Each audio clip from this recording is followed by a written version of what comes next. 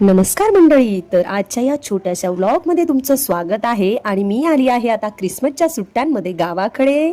तर मी आली आहे शेतावर आणि आमची छोटी सुद्धा आलेली आहे. आणि बरं का मंडळी, नदीच्या पाण्यामध्ये आम्ही फिशिंगची मजा सुद्धा घेतली.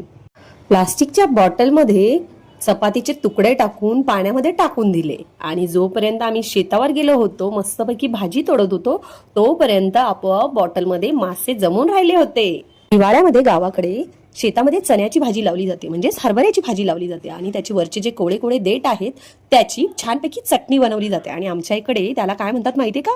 घोळाना असं नाव आहे. म्हणजे मस्तपैकी एक कोळे कोळे देठ तोडून आणि त्याच्यामध्ये लसूण आणि हिरवी मिरची टाकून त्याचा ठेचा बनवला जातो आणि त्याला घोळाना असं म्हणतात. आणि गरम गरम भाकरी बरोबर मस्तपैकी झणझणीत अशी ठेच्याची मजा घ्यायची असते आणि त्याच्यासाठीच मी हरभऱ्याची भाजी तोडत आहे. ही भाजी खुडण्यामागचं मुख्यतः कारण असं आहे की ही भाजी खुडल्यानंतर तिला नवीन नवीन फांद्या फुटतात आणि त्याच्यामुळे हरभऱ्याचं पीक हे जास्त प्रमाणात घेता येतं. अशा प्रकारे आम्ही सगळ्या शेतामध्ये जी भाजी होती ती मस्तपैकी तिची जी कोळी कोळी देठ होती ती तोडून घेतली आणि आता घरी जाऊन मस्तपैकी ठेचा बनवणार. आणि हा ठेचा शिजवायचा नसतो, हा बरं का, कच्चाच ठेचायचा असतो आणि भाकरी बरोबर खायचा असतो. तर चला मंडळी, भाजी खुडून तर झाली आहे, आता घरी जाऊन मस्तपैकी ठेचा बनवायचा आहे. भेटूया पुढच्या व्लॉग मध्ये.